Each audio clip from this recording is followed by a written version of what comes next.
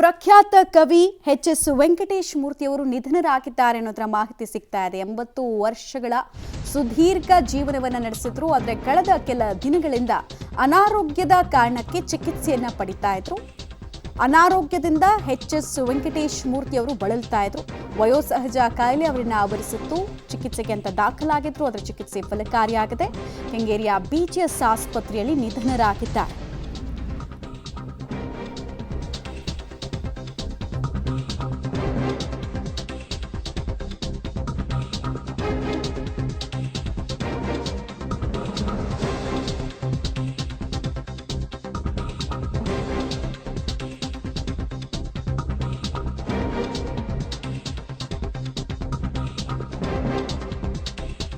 ಖ್ಯಾತ ಕನ್ನಡ ಗೀತ ರಚನೆಕಾರರು, ಕಥೆಗಾರರು ಮತ್ತು ಸಂಭಾಷಣಾಕಾರರಾದಂತಹ ಎಚ್.ಎಸ್. ವೆಂಕಟೇಶ್ ಮೂರ್ತಿಯವರು ಇನ್ನು ನೆನಪು ಮಾತ್ರ. ಕನ್ನಡದಲ್ಲಿ 100ಕ್ಕೂ ಹೆಚ್ಚು ಕೃತಿಗಳನ್ನು ರಚಿಸಿದರು.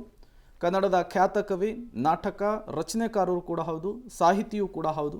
ಕನ್ನಡದ ಸಾರಸತ್ವ ಲೋಕಕ್ಕೆ ಇದು ತುಂಬಲಾರದ ನಷ್ಟವಾಗಿದೆ. ಇತ್ತೀಚಿನ ಕಿರಿಕ್ ಪಾರ್ಟಿ ಸಿನಿಮಾದವರೆಗೂ ಕೂಡ ಅವರು ಹಾಡುಗಳನ್ನು ರಚನೆ ಮಾಡಿದರು. ಮುಕ್ತ ನಿಮಗೆಲ್ಲ ನೆನಪಿರಬಹುದು, ಧಾರಾವಾಹಿಯ ಆ ಟೈಟಲ್ ಸಾಂಗ್, ಅದನ್ನು ಕೂಡ ರಚಿಸಿದ್ದು ಇವರೇ. ಜೊತೆಗೆ ಇದ್ದಂತೆ ಹಲವು ಸಾಂಗ್ಗಳನ್ನು ಈ ರೀತಿ ಬರೆದಿದ್ದಾರೆ. ಇವತ್ತಿಗೂ ಕೂಡ ಅವರು ರಚಿಸಿರುವಂತಹ ಗೀತೆಗಳು ಜನಮಾನಸದಲ್ಲಿ ಅಚ್ಚಳಿಯದೆ ಉಳಿದಿರುವಂಥದ್ದು.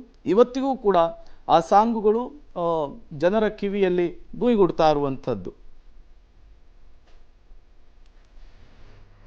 ನನ್ನ ಬದುಕು ಮುಗಿದ ಕ್ಷಣ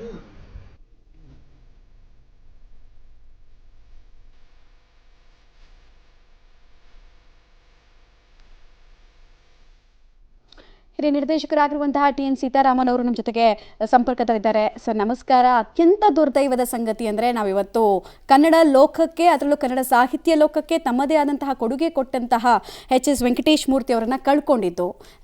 ಅವರ ಒಡನಾಟವನ್ನು ಯಾವ ರೀತಿ ಈ ಸಂದರ್ಭದಲ್ಲಿ ನೆನೆಸ್ಕೊಳ್ತೀರಿ? ಯಾವ್ಯಾವ ವಿಚಾರಗಳನ್ನ ಹಂಚ್ಕೊಳ್ಳೋದಕ್ಕೆ ಬಯಸ್ತೀರಿ ಸರ್? ನನಗೆ ವಿಚಾರಪೂರ್ಣವಾಗಿ ಹೇಳೋಕೆ ನನಗೆ ಸದ್ಯಕ್ಕೆ ಮನಸ್ಸಿಲ್ಲ.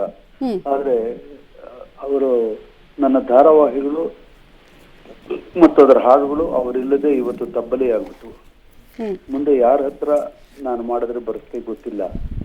ನನ್ನ ಒಳಗಿನ ಹಾಡುಗಳು, ಸಂಕಟಗಳು ಇರುತ್ತೆ ಒಬ್ಬ ನಿರ್ದೇಶಕನಿಗೆ. ಅದಕ್ಕೆಲ್ಲ ಒಬ್ಬ ಸೃಷ್ಟಿಶೀಲ ತಾಯಿ ಬೇಕಾಗಿರುತ್ತೆ ಅಥವಾ ತಂದೆ ಬೇಕಾಗಿರುತ್ತೆ. ಅವೆರಡೂ ಇಲ್ಲದೆ ತಬ್ಬಲಿ ಆಗ್ಬಿಟ್ಟು ಇವತ್ತು ನನ್ನ ಎಷ್ಟು ನನ್ನ ಹಾಡುಗಳು ಇರುಳ ವಿರುದ್ಧ, ಬೆಳಕಿನ ಯುದ್ಧ, ಕೊನೆಯಿಲ್ಲದ ಕಾದಾಟ, ಇಂತೆ ಏನು ಎಕೋ ಆಗ್ತಾ ಇದೆ, ನನಗೇನೆ ಹೇಳೋಕ್ಕಾಗ್ತಿಲ್ಲ. ಇಟ್ ಈಸ್ ಎಕೋ ಇನ್ ಮೈ, ನನ್ನ ಎಕೋ ಮಾಡ್ತಾ ಇದೆ. ಈಗ ಸರಿ ಹೋಯ್ತಾ ಸರ್? ಈಗ ಸರಿ ಹೋಯ್ತಾ? ಈಗ ಸರಿ ಹೋಯ್ತು. ಬರೀ ನನಗೆ ಮಾತಾಡೋಕೆ ಆಗ್ತಾ ಇರಲಿಲ್ಲ, ಆ ಥರ ಆಗಿತ್ತು. ಹಾಂ ಸರ್ ಹೇಳಿ ಸರ್. ಕೊನೆಯೇ ಇಲ್ಲದೆ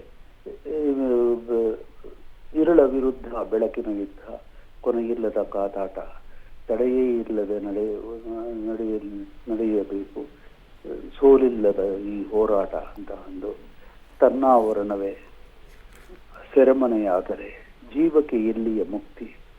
ಅಂದ್ರೆ ನಮ್ಮ ಆವರಣವೇ ಸೆರೆ ಆಗ್ಬಿಟ್ರೆ ಜೀವಕ್ಕೆ ಎಲ್ಲಿ ಮುಕ್ತಿ. ಹಸಿರ ತೋಳಿನಲ್ಲಿ ಬೆಂಕಿಯ ಕೂಸ, ಪರಿವೂತಿ ತಾಯಿಯ ಹೃದಯ.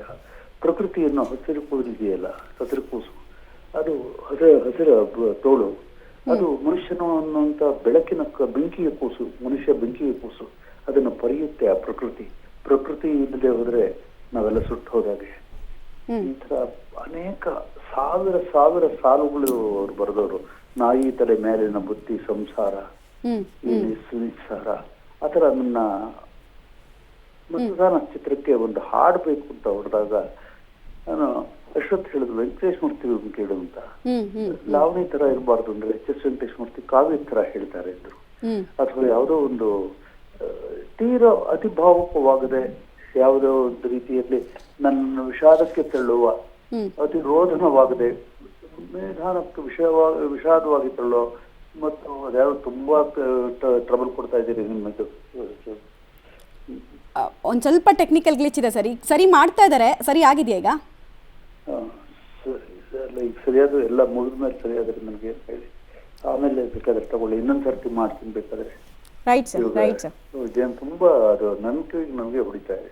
Right sir, right sir, right sir. ಮತ್ತೆ ಸಂಪರ್ಕ ಮಾಡ್ತೀವಿ. Thank you sir public TV ಜೊತೆಗೆ ಮಾತನಾಡಿದ್ದಕ್ಕೆ. ಇದು ಹಿರಿಯ ನಿರ್ದೇಶಕರಾಗಿರುವಂತಹ TN ಸೀತಾರಾಮ್ ಅವರು ತಮ್ಮ ಹಾಗೂ ಅವರ ಒಡನಾಟ ಹೇಗಿತ್ತು ಅನ್ನೋದನ್ನ ಹೇಳ್ತಾ ಇದ್ರು. ಭಾವಲೋಕದ ಕವಿ ಅಂತಾನೆ ಇವರನ್ನ ಜನ ಕರೀತಾ ಇದ್ರು. ಅದಕ್ಕಿಂತ ಹೆಚ್ಚಾಗಿ ಕನ್ನಡ ಪ್ರಾಧ್ಯಾಪಕ ಲೋಕಕ್ಕೆ ಇವರ ಕೊಡುಗೆ ಅತ್ಯಂತ ಅಪಾರ. 30 ವರ್ಷಗಳ ಸುದೀರ್ಘ ಸೇವೆಯನ್ನ ಕನ್ನಡ ಪ್ರೊಫೆಸರ್ ಆಗಿ ಅವರು ಸಲ್ಲಿಸಿದ್ರು. ಅದೆಷ್ಟೋ ವಿದ್ಯಾರ್ಥಿಗಳಿಗೆ ಕನ್ನಡದ ಕಂಪನ ಸೂಸಿದ್ರು.